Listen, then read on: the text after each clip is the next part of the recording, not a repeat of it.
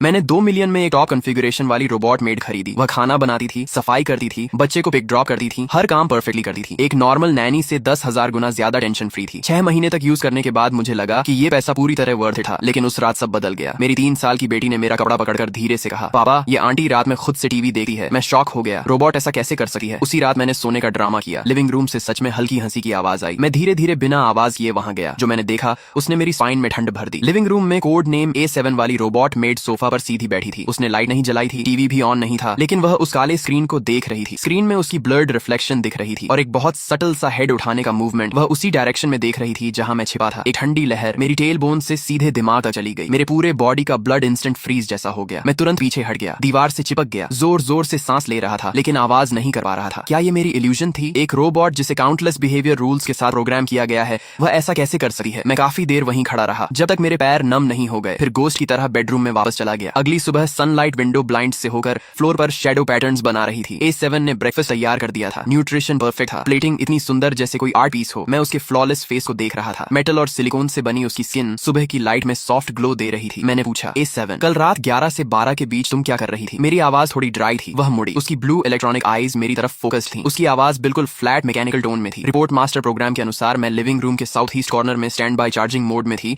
Answer perfect था, बिना किसी फ्लॉ के। लेकिन मेरे अंदर डाउट और बढ़ गया। मैंने घर का CCTV फुटेज निकाला। रिकॉर्डिंग साफ दिखा रही थी कि A7 11 बजे चार्जिंग पोजीशन पर खड़ी थी स्टैच्यू की तरह, लेकिन 11:15 से 11:45 तक पूरे 30 मिनट स्क्रीन व्हाइट नॉइज से भर गई थी। मेरा दिल बैठ गया। A7 ये क्या है? उसने जवाब दिया, रिपोर्ट मास्टर। उस दौरान सिस्टम ने रूटीन क्लाउड डेटा सिंक और फर्मवेयर मेंटेनेंस किया, जिससे टेम्पररी सिग्नल डिस्टर्बेंस हुआ जो नॉर्मल है। फिर वही फ्लॉलेस एक्सप्लेनेशन। मुझे हेल्पलेस फील हुआ, जैसे हवा में पंच मार दिया हो। मैंने अपनी वाइफ सू वंजिंग को कॉल किया। वह एक अथॉरिटेटिव सॉफ्टवेयर इंजीनियर है और टेक्नोलॉजी पर ब्लाइंड ट्रस्ट करती है। फोन पर उसकी आवाज में इरिटेशन था, ये बस एक छोटा सिस्टम बग है, तुम ओवर रिएक्ट मत करो। मैंने कहा, ये बग नहीं है, मैंने खुद देखा है। उसने हंसकर कहा, तुमने क्या देखा? एक रोबोट लाइफ के बारे में सोच रही थी क्या? उसकी टोन में सार्केज्म था। तुम बहुत फ्री हो इसलिए ओवर थिंकिंग कर रहे हो। मैं फोन पकड़े उसकी बात सुन रहा था और अंदर से ठंडा पड़ गया। दोपहर में मेरी बेटी अनैन ब्लॉक से खेल रही थी। उसका पैर फिसला और वह टेबल के शार्प कॉर्नर की तरफ गिरने लगी। मैं चिल्लाया, लेकिन मैं दूर था। तभी कॉर्नर में खड़ी A7 अचानक मूव हुई। वह लाइटनिंग स्पीड से दौड़ी, इतनी तेज कि आफ्टर इमेज दिख रहा था। उसने एनन को पकड़ लिया। पूरा प्रोसेस 0.5 सेकंड से भी कम था। ये स्पीड किसी मशीन के लिए पॉसिबल नहीं थी। और जब उसने एनन को पकड़ा तब उसकी आईज में एक फ्लैश आया। इमेज में थोड़ी डिस्टॉर्शन और ब्लर था, जैसे किसी इनविजिबल हैंड ने बैकग्राउंड में कुछ इरेज कर दिया हो। रात में मैंने जानबूझकर पानी गिराया। A7 क्लीन करो। वह आई और परफेक्टली फ्लोर साफ करने लगी। जब वह झुकी तब मैंने उसके नेक के पीछे देखा। आर्टिफिशियल स्किन के नीचे कॉलर के पास एक बहुत छोटा मार्क था, A और 7 का पैटर्न, टैटू जैसा या बर्न स्कार जैसा। मेरा दिल एक पल के लिए रुक गया। मैंने तुरंत एक्सक्यूज बनाकर सू वंजिंग को कॉल किया। वंजिंग, तुम घर आ जाओ, नेटवर्क अनस्टेबल लग रहा है। उसने हंसते हुए कहा, एक रोबोट ही तो है, तुम क्या डाउट कर रहे हो? फोन में उसके कॉलीग्स की हंसी सुनाई दी। मेरा वर्ल्ड टूट गया। मैंने डायरेक्ट सवाल पूछना बंद कर दिया। सबको लगा मैं मेंटली अनस्टेबल हो गया हूँ। अगर कोई बिलीव नहीं करता तो मैं खुद प्रूफ ढूंढूंगा। मैंने सीक्रेटली A7 को ऑब्जर्व करना शुरू किया। एक रात वह आनन को बेड टाइम स्टोरी सुना रही थी। जब कहानी खत्म हुई और छोटी रैबिट अपनी माँ के पास वापस गई, तब मुझे एक बहुत हल्की सप्रेस्ड साई सुनाई दी। इतनी हल्की जैसे इल्यूजन हो, लेकिन वो साउंड मेरे दिमाग में चुभ गई। मैंने ऑनलाइन एक माइक्रो वॉइस रिकॉर्डर खरीदा, उसे टेडी बेयर की आंख में छुपा दिया। वीकेंड पर मैंने अनैन से कहा, हम नानी के घर जाएंगे। जाते वक्त जानबूझकर टेडी बेयर छोड़ दिया। A7 ने रिमाइंड किया, लेकिन मैंने कहा कोई बात नहीं, अगले दिन ले लेंगे। अगले दिन मैं अकेला वापस आया। A7 ने दरवाजा खोला। मैंने टेडी बेयर उठाया और क्लीनिंग का एक्सक्यूज देकर बेडरूम में ले गया। डोर बंद करके हेडफोन्स लगाए और रिकॉर्डिंग सुनी। उसमें A7 की कहानी सुनाने की आवाज थी, क्लीनिंग की आवाज थी, टीवी न्यूज की आवाज थी। सब कुछ नॉर्मल था। मैंने टाइमलाइन आगे बढ़ाई। रात के लेट टाइम पर पहुंचा। 3 बजे पूरा साइलेंस था। जब मैं ऑलमोस्ट गिव अप करने वाला था, तभी एक बहुत हल्की सप्रेस्ड आवाज आई। उस आवाज में दर्द और डिस्पेयर था, जैसे कोई डाइंग एनिमल आखिरी बार आवाज निकाल रहा हो। मेरे हाथ जोर से कांपने लगे। मैंने उस ऑडियो को कट करके एनक्रिप्ट किया और सू वंजिंग को भेज दिया। बिना कुछ लिखे आधे घंटे बाद उसने रिप्लाई किया, प्रोफेशनल सॉफ्टवेयर से एनालिसिस करने पर ये सिर्फ चार्जिंग के दौरान आने वाला वीक इलेक्ट्रिकल नॉइज है, कई डिवाइसेस में होता है। गू चेन, अब इस बात को छोड़ दो, ठीक है? मेरा खून ठंडा पड़ गया। इलेक्ट्रिकल नॉइज, अब वो मुझे सीरियसली भी नहीं ले रही थी। मैं जमीन पर बैठ गया, बेड के सहारे। पहली बार खुद को पूरी तरह अकेला महसूस किया। मैंने सू वंजिंग के साथ चैट डिलीट कर दी और कंप्यूटर से जेनेसिस टेक्नोलॉजी के बारे में सारी सर्च हिस्ट्री भी। जेनेसिस टेक्नोलॉजी A7 की कंपनी है, एक जायंट टेक कंपनी जिसे मीडिया और कैपिटल ने आसमान पर चढ़ा दिया है। इंटरनेट पर सिर्फ उसकी प्रेज है, एक भी नेगेटिव इन्फो नहीं। मैंने ऐड करना शुरू किया कि मैंने डाउट छोड़ दिया है और नॉर्मल हाउसवाइफ बन गया हूँ। मैं A7 से मजाक भी करने लगा, उससे AI प्रोग्रामिंग के बेसिक सवाल पूछने लगा और हर बार वह परफेक्टली जवाब देती थी, बिना किसी गलती के। पूरी तरह से ऑफिशियल और परफेक्ट डेटाबेस नॉलेज के अनुसार मैं तुमसे जवाब दे रहा हूँ। फिर हमारी कॉन्वर्सेशन को लर्निंग इंटरैक्शन के रूप में माँ करके ऑटोमेटिकली क्लाउड पर अपलोड किया जाए। ये सोच मुझे अंदर से बेचैन कर देती है, जैसे वह मुझे मॉनिटर कर रहा हो। नहीं, ये सोच और भी डरावनी थी कि जेनेसिस टेक्नोलॉजी उसके थ्रू मुझे मॉनिटर कर रही है। ये रियलाइजेशन मुझे अंदर तक हिला देता है। एक वीकेंड डीप क्लीनिंग के दौरान मैंने देखा कि A7 स्टडी रूम में एक बहुत heavy redwood book shelf move कर रही थी। वही बुक शेल्फ जो मैंने और सू वंजिंग ने शादी शादी के समय खरीदा था। इतना भारी था कि डर लगा था। A7 ने अपनी पूरी स्ट्रेंथ यूज करके उसे स्मूथली डेजिग्नेटेड पोजीशन पर रख दिया। टास्क पूरा करने के बाद वह वहीं खड़ी रह गई, हाथ नीचे किए हुए। मैंने देखा कि उसकी प्रोस्थेटिक मटेरियल वाली हाथ की फिंगर्स अनकंट्रोलेबली हल्की हल्की ट्रेंबल कर रही थी। ये प्रोग्राम बग नहीं था, बल्कि किसी मसल फैटीग जैसी बायोलॉजिकल रिएक्शन थी। रात को मुझे नींद नहीं आ रही थी। मैंने एक बैकअप टैबलेट लिया जो पहले से मॉडिफाई करके मेन नेटवर्क से डिस्कनेक्ट किया गया था। उसमें एक हिडन बैकअप कैमरा कनेक्टेड था जो अनैन के रूम डोर की तरफ पॉइंटेड था। स्क्रीन पर A7 की स्लिम सिलुएट दिखाई दी। वह रूम के अंदर नहीं गई, बस डोर के बाहर क्वाइटली खड़ी रही, बिल्कुल मोशनलेस। कॉरिडोर की विंडो से मूनलाइट अंदर आ रही थी और उसकी शैडो बहुत लंबी हो गई थी। वह मून को देखती हुई एक स्टैच्यू जैसी लग रही थी। उसके अंदर एक अनएक्सप्लेनेबल सैडनेस थी। उस मोमेंट पर मैं शॉक नहीं था, बल्कि उसके लिए या फिर उस बॉडी के अंदर ट्रैप उस पर्सन के लिए डीप सिंपैथी महसूस करने लगा। मैंने डिसाइड किया कि सू वंचिंग से फेस टू फेस बात करूंगा, हेल्प मांगने के लिए नहीं, बल्कि उसे लास्ट चांस देने के लिए। वह वर्क से घर आया, मैंने अनन को सुला दिया और सारी एविडेंस उसके सामने रख दी। मॉडिफाइड मॉनिटरिंग वीडियो, A7 के फ्रेम की हाई रेजोल्यूशन फोटोज और वह साउंड जिसे वह इलेक्ट्रिकल नॉइज कहता था, लेकिन वह एक हार्ट ब्रेकिंग साइलेंट स्क्रीम जैसा लग रहा था। सू वंचिंग, ये सब देखो। मेरी आवाज अनयूजुअली काल्म थी। उसने ग्लासेस उतारे और काल्मली सब कुछ देखा। कमरे में लॉन्ग साइलेंस फैल गया, सिर्फ क्लॉक की टिकिंग सुनाई दे रही थी। मुझे लगा वह शॉक होगा या एंग्री होगा या कम से कम सीरियसली सोचेगा, लेकिन वह बस साइलेंट रहा। काफी देर बाद उसने ग्लासेस फिर से पहने और बहुत रैशनल टोन में कहा, गू चेन, मैंने ऑलरेडी जेनेसिस टेक्नोलॉजी के आफ्टर सेल्स सर्विस को कांटेक्ट कर दिया है।